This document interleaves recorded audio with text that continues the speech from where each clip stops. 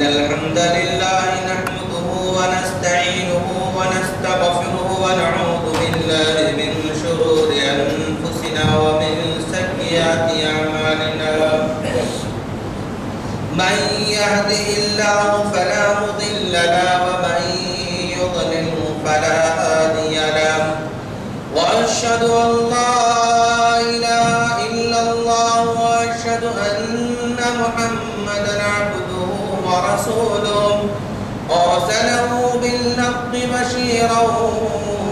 ونذيرا أما بعد فإن خير الحديث كتاب الله وخير الهدي هدي محمد صلى الله عليه وسلم وشر الأمور محدثاتها وكل محدثة بدعة وكل بدعة ضلالة وكل ضلالة في النار فأعوذ بالله من الشيطان الرجيم بسم الله الرحمن الرحيم وأذن في الناس بالحج يأتوك رجالا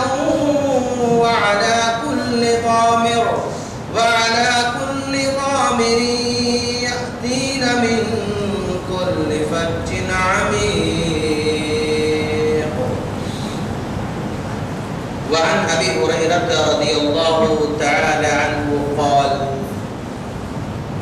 قال رسول الله صلى الله عليه وسلم العمرة إلى العمرة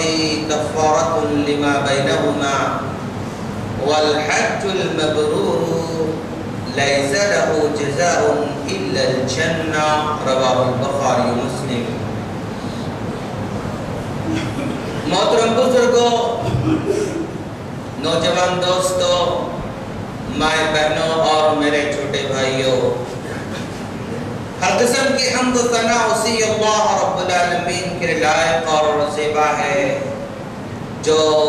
کعبے کا مالک ہے جو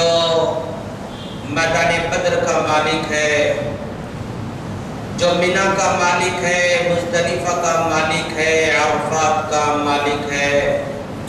جو صفا اور مروہ کا مالک ہے جو احد کا مالک ہے اور سارے جمع کا مالک ہے لاکھوں درود و سلام ہو جناب محمد رسول اللہ صلی اللہ علیہ وسلم پر کہ آپ کو ساری دنیا والوں کے لیے خیر خواہ نبی بنا کر اور اسوہ حسنہ بنا کر مبعوث فرمایا سامعین کرام آج میں نے جس عنوان کا انتخاب کر رکھا ہے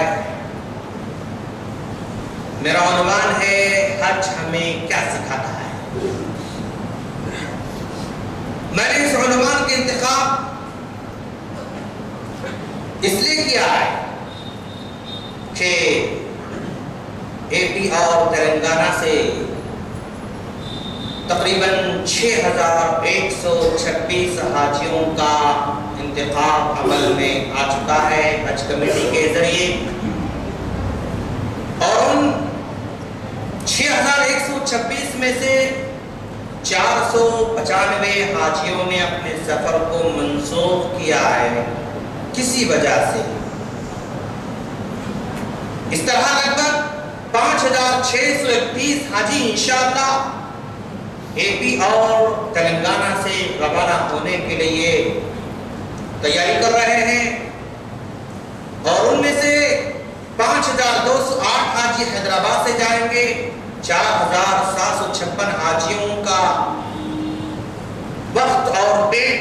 متعین ہو چکا ہے اور کچھ حاجیوں کا ابھی متعین نہیں ہوا ہے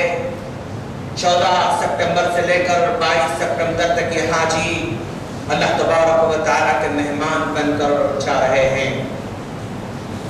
تو یہ اللہ کے مہمان یہ ضیوف الرحمن اپنے میزبان کے کے پاس جانے سے پہلے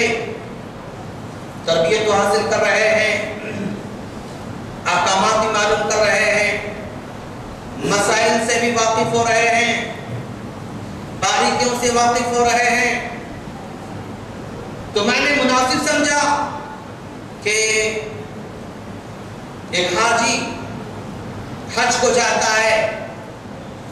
تو حج سے کیا کیا سبق اسے حاصل کرنا چاہیے. کیا یہ حج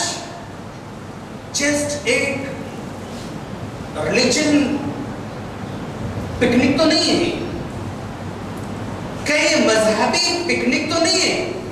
نہیں، دل بہلانے کا سفر تو نہیں ہے، انجوائے کرنے کا سفر تو نہیں ہے. چلو رہتے رہتے اگتا گئے اور یہاں پر رہتے رہتے تھوڑا بیزار آ گیا، تھوڑا ٹور کر لیں گے، تھوڑا سفر کر لیں گے،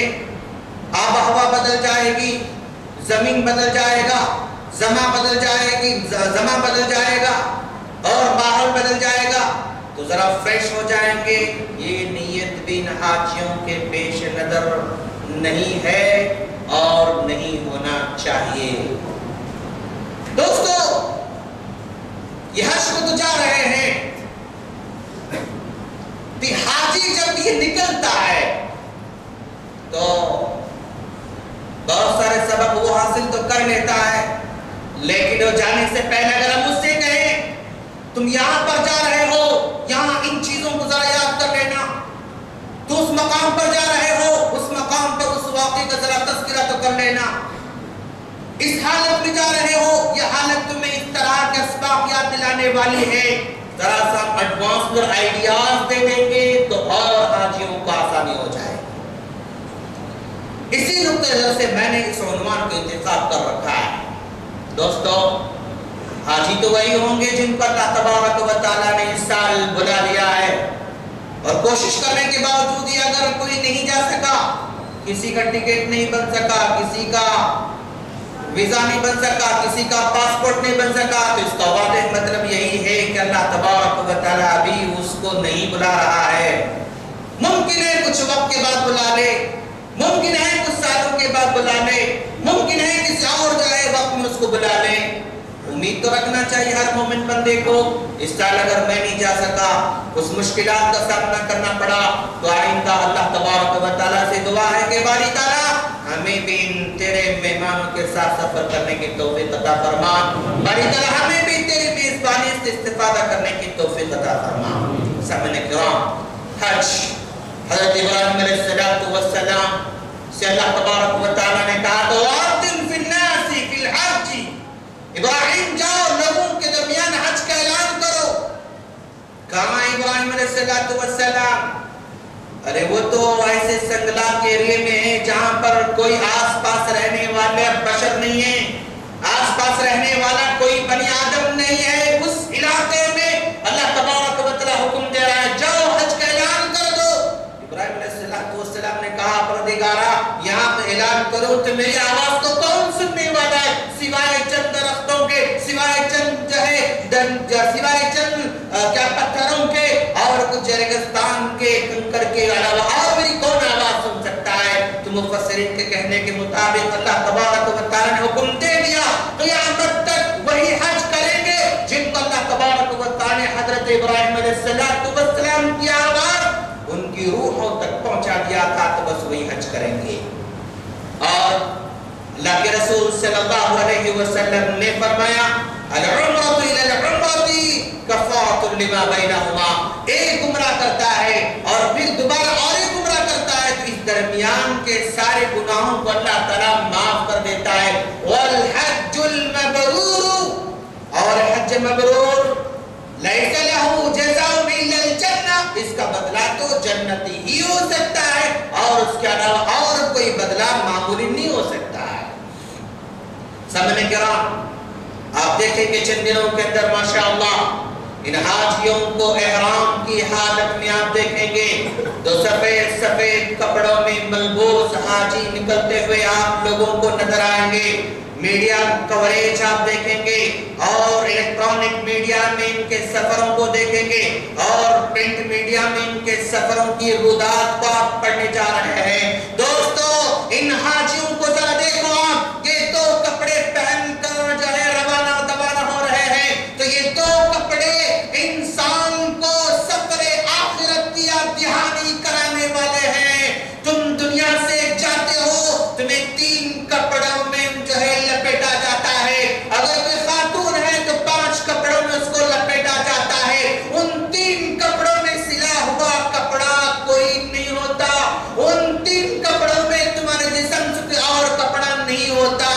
تم حاجی بن کر جا رہے ہو، حاجی تم غسل کرتے ہو تو جنازے کا غسل تمہیں یاد آنا چاہیے۔ کیوں؟ جنازے کے غسل میں کوئی اور تمہیں نہلاتا ہے، لیکن فرق یہ ہے کہ تم بس خود نہلاتے جو ہے نہاتے ہو، اور کفن کے کپڑے کوئی اور ہمیں پہناتا ہے، لیکن زندگی میں جو تم کفن پہننے جا رہے ہو، یہ کفن تم خود اپنے ہاتھوں سے پہنتے ہو۔ سفر آخرت میں نکلنے جا رہا ہے حاجی، سفر آخرت میں جانے والا اپنے گھر والوں کو چھوڑ کر جاتا ہے، اپنے مال دولت کو چھوڑ کر جاتا ہے، اپنے علاقے کو چھوڑ کر جاتا ہے، سارے تعلقات کو کاٹ کر جاتا ہے، لیکن یہ سفر آخرت پر نکلنے والا حاجی بس اجتماعی سفر کرنے رہا ہے۔ اس کا بھی کوئی پڑوسی ہے جو اسی طرح کفن میں ملبوس ہے، اس کے آگے بھی کفن میں ملبوس نظر آ رہا ہے، اس کے پیچھے بھی کفن میں ملبوس نظر آ رہا ہے۔ آخرت کا سفر ہر حاجی کو یاد کرنا ہوگا۔ دیکھو کیسے سمپل کپڑوں میں تم جا رہے ہو، بھلے تم دنیا کے اندر مہنگے سے مہنگا کپڑا استعمال کرتے تھے، قیمتی سے قیمتی لباس استعمال کرتے تھے، خوبصورت سے خوبصورت استعمال کرتے تھے، لیکن تم جا رہے ہو معمولی 2 کپڑوں میں، تم اپنے آپ کو ملبوس جو ہے سمجھ رہے ہو، بس اسی حالت میں تم جو ہے نکل پڑے ہو۔ دوستو یہ حج عجیب بات اللہ تبارک و تعالیٰ کی، یہ 5 رکن ہے حج اسلام کے اندر، اور اس 5ویں رکن میں سارے کے سارے ارکان کو جمع کر دیا اللہ تبارک و تعالیٰ نے۔ اس میں نماز بھی ہے، اس میں روزہ بھی ہے، اس میں قربانی بھی ہے، اس میں توکل بھی ہے، اس میں صبر بھی ہے، اس میں تحمل بھی ہے، اس میں دعا بھی ہے، اس میں عاجزی ہے، اس میں انکساری ہے، اس میں قیام اللیل ہے۔ کون سی عبادت نہیں جو حج میں نہ ہو؟ ساری عبادتوں کو اللہ تبارک و تعالیٰ نے سمیٹ کر اس حج میں لا کر بھر دیا۔ تم جاتے ہو تو روزہ بھی رکھتے ہو، تم جاتے ہو تو وہاں پر صبر بھی کرتے ہو، وہاں پر نماز بھی تم پڑھتے ہو، وہاں پر انفاق بھی کرتے ہو، خرچ بھی کرتے ہو، سب کو تم کر رہے ہو اس عبادت میں۔ ساری عبادتوں کو اللہ تبارک و تعالیٰ نے سمیٹ کر رکھا ہے، اور جاتے ہوئے آخرت کو اس کو یاد کرنا ہوگا۔ جب یہ احرام میں رہے گا، اسے اپنے کفن کو سمجھ کر آگے بڑھنا ہوگا۔ یہ میرا کفن ہے، اسی کفن مجھے اللہ تبارک و تعالیٰ کے پاس جانا ہے۔ یہ رحمان کا مہمان ہے جو اپنے میزبان کے پاس سفر کر کے جا رہا ہے، اور یہ جب جاتا ہے طواف کر لیتا ہے۔ طواف کرتے کرتے اس حاجی کو یہ سمجھنا ہے کہ جہاں یہ طواف کر رہا ہے یہ وہ جگہ ہے جہاں پر میرے اور آپ کے آقا جناب محمد رسول اللہ صلی اللہ علیہ وسلم بھی اسی طرح طواف کرتے تھے، بلال بھی وہی طواف کرتے تھے، عمار بھی وہی طواف کرتے تھے، صدیق بھی وہی طواف کرتے تھے، فاروق بھی کرتے تھے، غنی بھی کرتے تھے، مرتضیٰ بھی کرتے تھے۔ یہ 1,24,000 صحابہ کرام نے بھی اسی مقام پر طواف کیا ہے جہاں آج ہم طواف کر رہے ہیں۔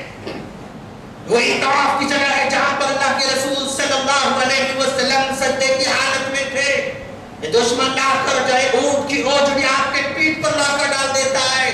آپ اٹھ نہیں پاتے ہیں، اپنا سر اٹھا نہیں سکتے ہیں۔ اللہ کے رسول صلی اللہ علیہ وسلم کے گھر میں اطلاع دی جاتی ہے، فاطمہ رضی اللہ تعالیٰ دوڑتے دوڑتے آتی ہے اور آپ کے پیٹھ سے اوجڑی کو ہٹاتے ہوئے کہتے ہیں اللہ ان دشمنوں کو برباد کرے۔ تو اللہ کے رسول صلی اللہ علیہ وسلم نے کہا بیٹی تم بدعا نہ دینا، یہ میری قوم کے لوگ ہیں، آج مجھے نہیں سمجھیں گے، کل مجھے سمجھنے والے ہیں۔ وہی طواف کا مقام ہے جس مقام پر اللہ کے رسول صلی اللہ علیہ وسلم سجدے کی حالت میں اللہ تبارک و تعالیٰ کے دربار میں جو آوازاری کر رہے ہیں۔ ابو جہل نے چیلنج کیا تھا اگر محمد دوبارہ یہاں آ کر سجدہ کرے گا تو سر کو کچل کے چھوڑ دوں گا، سر کو باقی نہیں رکھنے دوں گا۔ نبی سجدے کی حالت میں اس طواف کے مقام پر نبی سجدے کی حالت میں ابو جہل بڑا سا چٹان اٹھا کر لاتا ہے، قریب تھا کہ نبی کے سر پر ڈال کر آپ کے سر کو کچل دیتا، لیکن ابو جہل نے دیکھا ایک بہت بڑا اونٹ جو ہے سامنے کھڑا ہوا ہے، بہت بڑا اونٹ سامنے کھڑا ہوا ہے۔ دیکھتے ہی پتھر کو پھینک کر بھاگ کر چلا گیا۔ لوگوں نے کہا ابو جہل کیا بات ہے تم بھاگ کر جا رہے ہو؟ اس نے کہا سامنے میرے اونٹ کھڑا ہوا تھا، اگر میں اور ذرا آگے بڑھتا تو اونٹ مجھے چھپا جاتا۔ وہ مقام ہے جہاں پر نبی کریم صلی اللہ علیہ وسلم کی حفاظت اللہ تبارک و تعالی نے کی تھی، ایک اونٹ کے ذریعے، ایک جانور کے ذریعے۔ اس مقام پر ہم حاجی طواف کرنے جا رہے ہیں دوستو۔ طواف یہ بندہ یہ حاجی کر رہا ہے، اس کو تصور کرنا چاہیے کہ میں جہاں طواف کر رہا ہوں میرے ٹھیک سیدھے اپنے سر پر بھی فرشتے طواف کر رہے ہیں، میں فرشتوں کے بالکل نیچے طواف کر رہا ہوں۔ یہ دنیا والوں کا کعبہ ہے جہاں پر انسان جو ہے طواف کر رہے ہیں، اسی کعبہ کے بالکل اوپر بیت المعمور ہے جہاں پر کعبہ ہے، اس کعبے کی جو ہے فرشتے طواف کرتے رہتے ہیں۔ کیا خوش نصیب ہے یہ حاجی جو فرشتوں کے نیچے فرشتوں کے سائے تلے طواف کر رہا ہے، فرشتوں کے ساتھ ساتھ یہ بھی طواف کر رہا ہے۔ حاجی کو ذرا سا اپنے مائنڈ کو اس طرف لانا ہوگا کہ کون سا مقام ہے، میں کہاں چل رہا ہوں، میں کیسے چل رہا ہوں۔ ممکن ہے جہاں میرے قدم پڑ رہے ہیں وہاں پر نبی کے قدم پڑے ہوں گے، ممکن ہے جہاں میرے قدم پڑ رہے ہیں وہاں پر بلال کے قدم پڑے ہوں گے، صدیق کے قدم پڑے ہوں گے، فاروق کے قدم پڑے ہوں گے۔ ممکن ہے جہاں میں طواف جو ہے طواف کرتے کرتے میں حجر اسود کو چھونے کی کوشش کروں گا، حجر اسود کو ہی چھونے کی کوشش کرتا ہے حاجی، تو وہاں پر ذرا سا اس کو اپنے مائنڈ میں لانے کی کوشش کرنا چاہیے کہ یہ وہ پتھر ہے جس کو پیارے نبی صلی اللہ علیہ وسلم نے قوم کے بڑے جھگڑے کو مٹانے کے لیے استعمال بھی کیا تھا۔ یہ وہ پتھر ہے جس کے بارے میں اللہ کے رسول صلی اللہ علیہ وسلم نے کہا تھا یہ جنت سے اترا ہوا پتھر ہے، جب یہ پتھر اترا تھا تو دودھ کی طرح سفید تھا اور بنی آدم کے گناہوں نے اس کو سیاہ کر دیا ہے، بنی آدم کے گناہوں نے اس کو کالا کر کے چھوڑ دیا ہے۔ اگر کسی خوش نصیب حاجی کو یہ حجر اسود کو چھونے کا موقع ملے تو اس کو ضرور اس بات کا دھیان کرنا ہوگا بھائی طرح اس پتھر کو میں بوسہ دے رہا ہوں اس لیے کہ میرے نبی نے بوسہ دے رکھا ہے اور تیرے نبی نے یہ کہا ہے اگر اس کو بوسہ دے دے تو سارے گناہ معاف ہو جائیں گے۔ بھائی طرح میں بوسہ دینے جا رہا ہوں، اب تک کہ میرے جتنے سارے گناہ تھے تو سارے کے سارے گناہوں کو دھو دے، اور میں وعدہ بھی کروں گا اس حجر اسود کو چھونے کے بعد اس کے بعد میں کبھی گناہ نہیں کروں گا، اس کو وعدہ بھی کرنا چاہیے۔ وہاں چھونے کے بعد سارے گناہ اس کے مٹا دیے جائیں گے، تو عین پر وہ اس بات کا عہد بھی کر لے کہ پھر دوبارہ میں گناہوں کے راستے پر نہیں چلوں گا، پھر دوبارہ گناہوں کے پلاننگ نہیں بناؤں گا، پھر میں گناہوں کے راستے پر چلنے کی ہمت نہیں کروں گا۔ اور یہی حاجی کوشش کر لیتا ہے، اگر کسی کو مل جائے تو بڑا خوش نصیب ہے، اور اگر کسی کو نہ ملے تو افسوس کرنے کی ضرورت نہیں ہے، اور آگے بڑھتا رہے۔ مقام ابراہیم کے پاس وہ پہنچتا ہے، اس مقام پر جس مقام کے بارے میں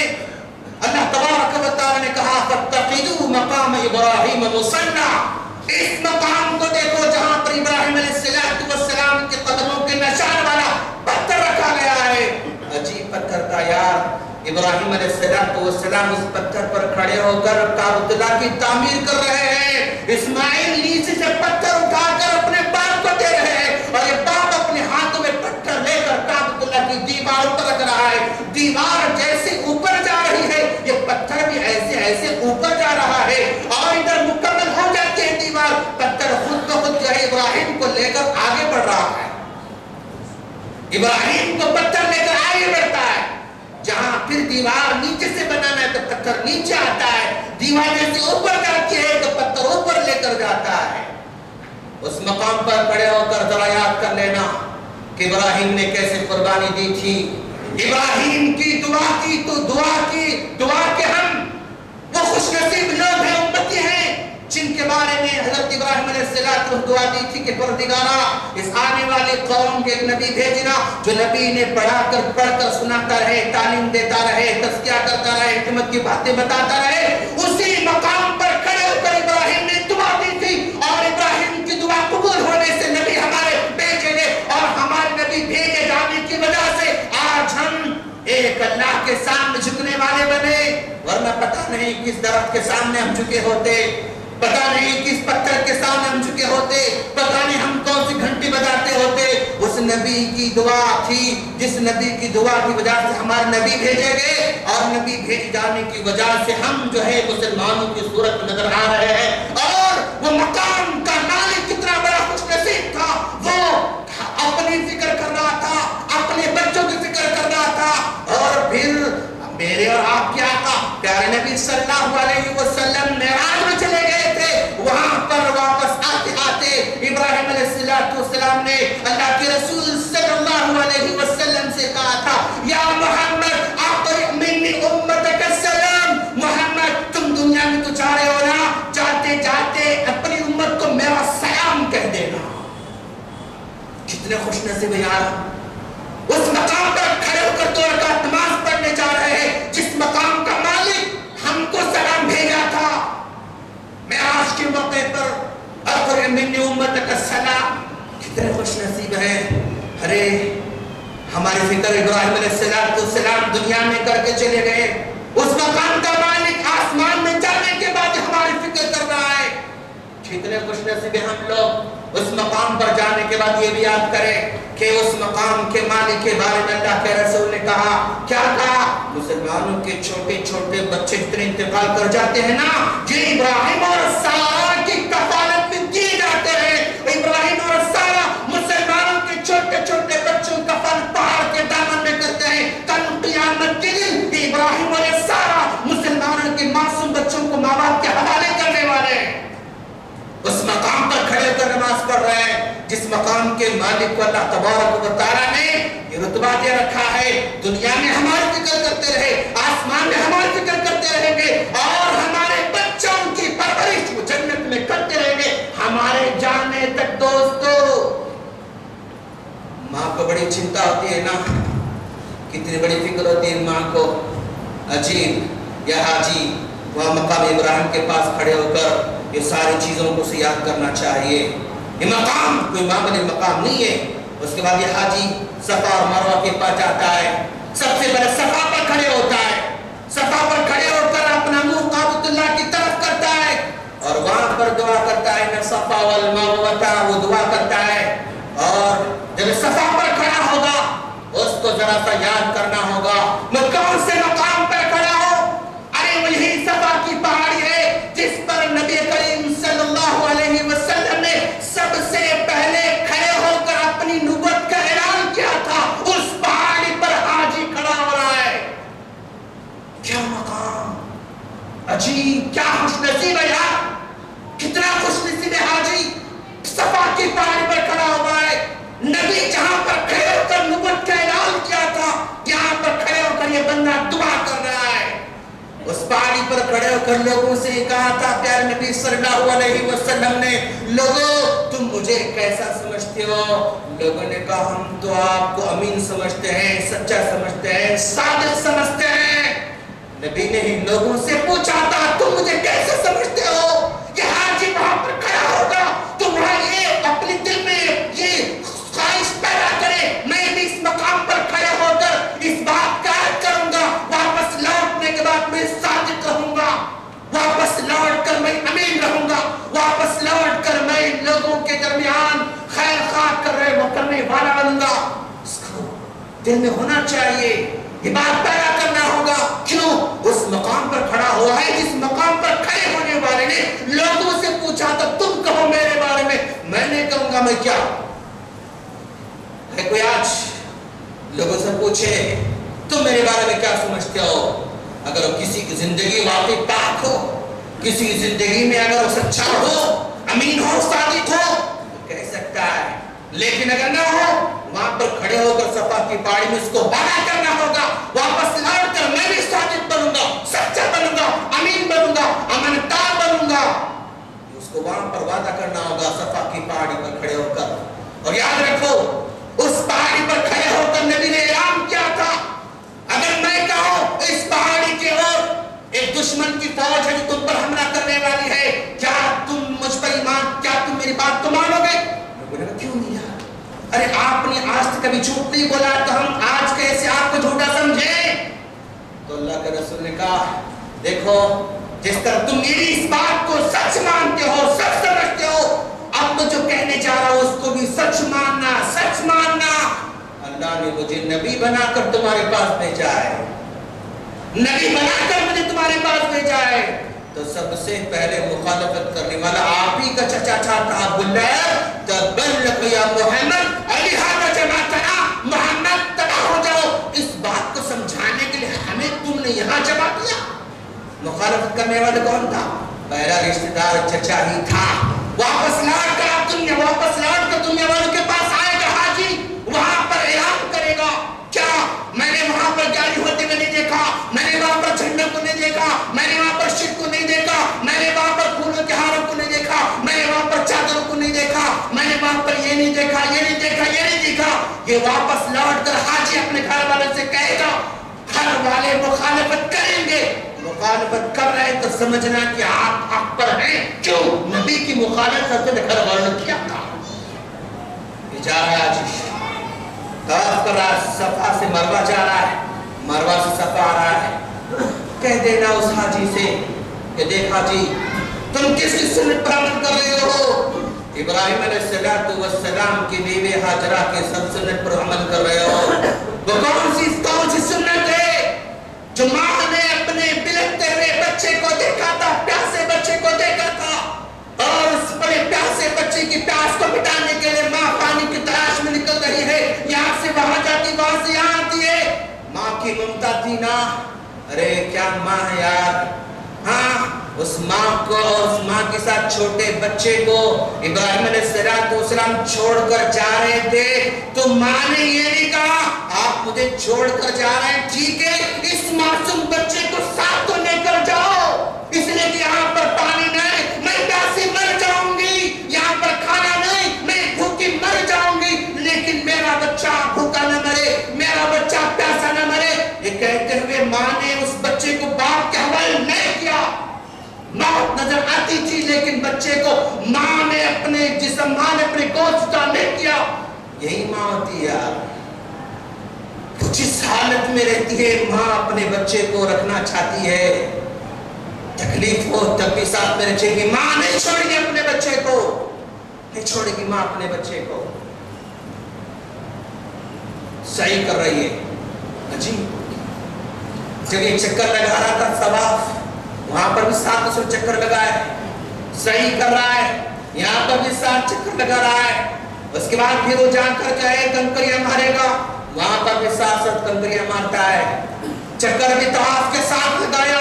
صحیح کے چکر ساتھ لگایا، کنکری کو 7 مارا۔ یہ حاجی تو گن گن کر مار رہا ہے، کیا کسی حاجی میں جرات؟ چلو کیا اللہ دیکھے گا میں 6 ماروں گا، چلو کیا اللہ دیکھتا میں 10 ماروں گا، چلو کیا اللہ ہم کو دیکھ رہا ہے، کیا نبی ہم کو دیکھ رہا ہے میں 8 ماروں گا۔ کیا کوئی حاجی سمجھتا یار؟ طواف 7 سے کم نہیں کرے گا، 7 سے بڑھ کر نہیں کرے گا، صحیح 7 سے کم نہیں کرے گا، بڑھ کے نہیں کرے گا، کم کر 7 سے کم نہیں مارے گا، زیادہ نہیں مارے گا۔ اس کا مطلب یہ ہوا کہ ہر توحید والے بندے میں اطاعت کا جذبہ